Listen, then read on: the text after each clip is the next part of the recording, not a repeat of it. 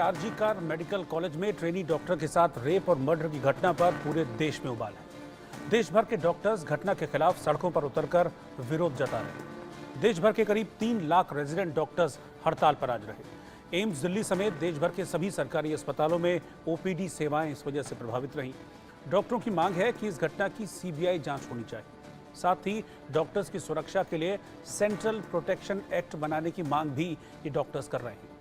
उनका कहना है कि जब तक लिखित आश्वासन उन्हें नहीं मिलेगा, इस तरह से उनकी हड़ताल अब जारी रहेगी। दरअसल कोलकाता के आरजी कार मेडिकल कॉलेज में एक पीजी सेकेंड ईयर की छात्रा के साथ रेप करने के बाद हत्या कर दी गई थी। इस छात्रा का शव मेडिकल कॉलेज के ही सेमिनार हॉल में मिला था और उसके बाद से लगातार हड़कंप मचा हुआ है। हालांकि इस मामले में पुलिस ने संजय रॉय नाम के एक शख्स को गिरफ्तार किया है और उसे 14 दिन की पुलिस कस्टडी पर भेज दिया गया है। लेकिन आज देश भर के डॉक्टर्स का गुस्सा देखने को मिला जब 3 लाख से ज़्यादा रेजिडेंट डॉक्टर्स आज हड़ताल पर रहे। ओपीडी सेवाएं प्रभावित रहीं, सिर्फ इमरजेंसी सेवाओं को चालू रखा गया। इन डॉक्टर्स का ये कहना था कि इनकी सुरक्षा का क्या है। एक मेडिकल कॉलेज में एक छात्रा के साथ रेप हो जाता है, उसका मर्डर कर दिया जाता है।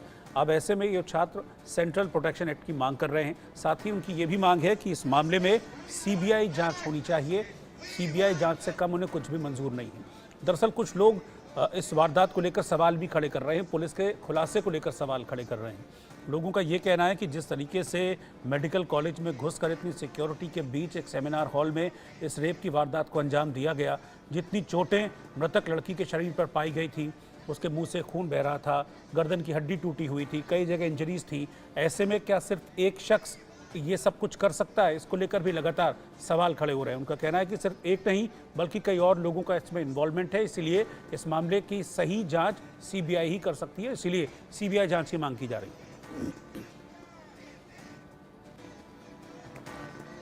उधर विरोध के बाद आरजी कार मेडिकल कॉलेज के प्रिंसिपल डॉक्टर संदीप घोष ने इस्तीफा दे दिया। उन्होंने कहा, ट्रेनी डॉक्टर मेरी बेटी की तरह थी, सोशल मीडिया पर मेरी बदनामी हो रही है, मैं नहीं चाहता कि कभी किसी और के साथ ऐसा हो, इसीलिए मैंने इस्तीफा देने का फैसला किया।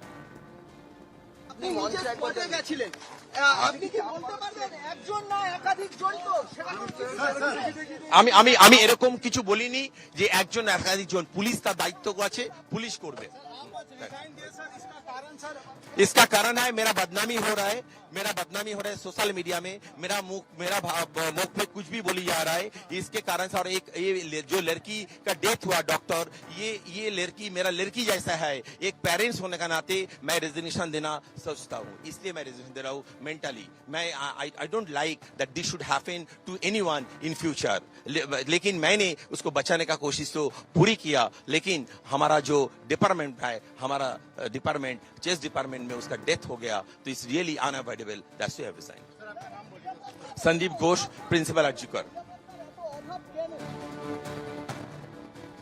इधर इस मामले में डीसीपी अभिषेक गुप्ता का यह कहना है कि पुलिस ने उन लोगों की डिटेल्स नोट कर ली है जो वारदात की रात मेडिकल कॉलेज में दाखिल हुए थे, और उन सभी से अब इस डिटेल के आधार पर पुलिस पूछताछ की तैयारी भी कर रही है।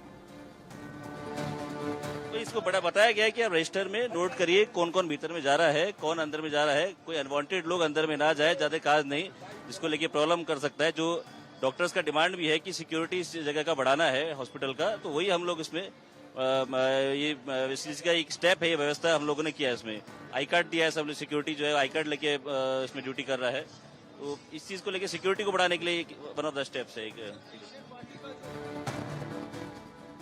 और वहीं इस मामले में बीजेपी सांसद रविशंकर प्रसाद ने ममता बनर्जी पर हमला बोला और कहा कि इस मामले में सीबीआई जांच होनी चाहिए, तभी सच सामने आएगा। तो आपके राज्य में, बंगाल में क्या हो रहा है? एक महिला डॉक्टर के साथ बलात्कार किया गया, दरिंदगी की हद कर दी गई,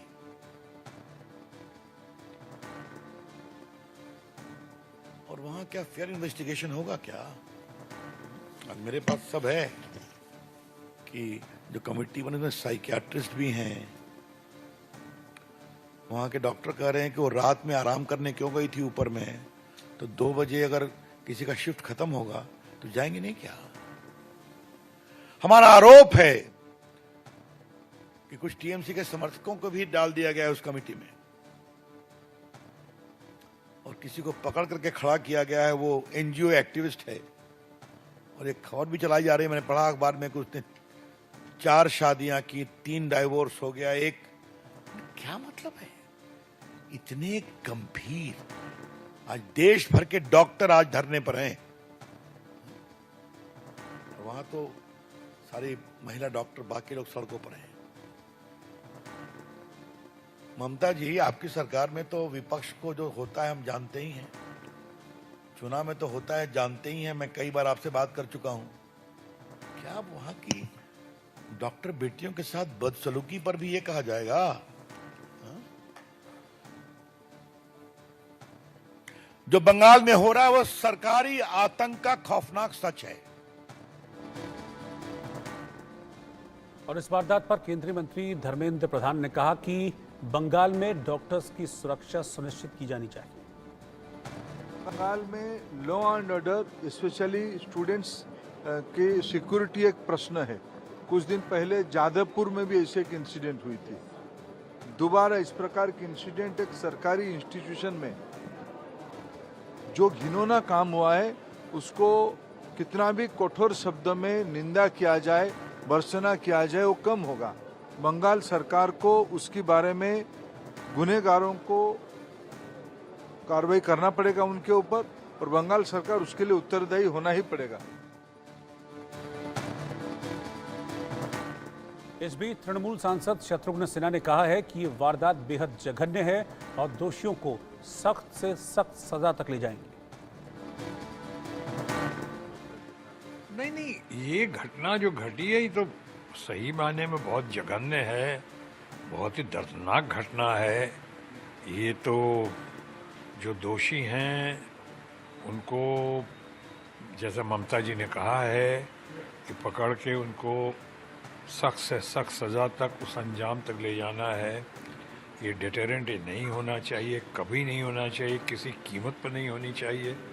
और इस तरह से हुआ है, ये सारे आप मेडिकल प्रोफेशंस को, सारे लोगों को आप एक डर का माहौल उनके सामने पेश कर देते हैं अगर ऐसा होता है तो, जो हुआ है पूरे देश में। लेकिन एक साथ साथ ये भी कहना चाहूँगा, एक तरफ इंक्वायरी चल रही है और हमें लगता है कि मैटर इसके लॉजिकल कंक्लूजन तक आ जाएगा अभी शनिवार रविवार तक। और जैसा ममता जी ने कहा है, जो देश की सर्वाधिक लोकप्रिय, कद्दावर, मैच्योर्ड और पॉपुलर लीडर हैं।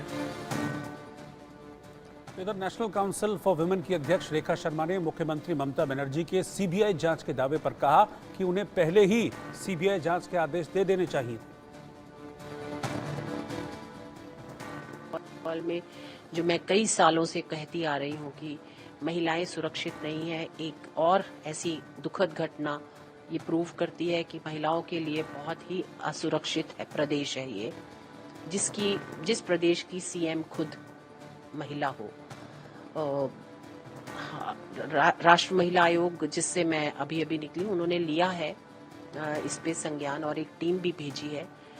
देखिए वो टीम का क्या कहना है, लेकिन इसमें पुलिस ने बहुत देरी की। मतलब आज सीएम कह रही है कि सीबीआई को जाना चाहिए ये केस, लेकिन ये ऑलरेडी काफी लेट हो गया, जबकि ये पहले दिन ही अरेस्ट हो जाना चाहिए था। देयर आर कैमरास लगे होंगे हॉस्पिटल में, तो इसमें देरी, और वो पार्ट था पुलिस का, तो इतनी जल्दी पकड़ा जाना चाहिए था। वैसे ही पुलिस जैसे अन्य केसेस में देरी करती रहती है वेस्ट बंगाल में, वैसे ही यहाँ पे भी देरी की गई। जी, आज फॉर्चुनेटली ये कह रही है सीएम कि सीबीआई जांच करी जाए। कुछ वक्त दिया है उन्होंने अपनी पुलिस को, देखिए, और ये पहले दिन ही सीबीआई को दे देना चाहिए था। उत्तर प्रदेश के कन्नौज में समाजवादी पार्टी के नेता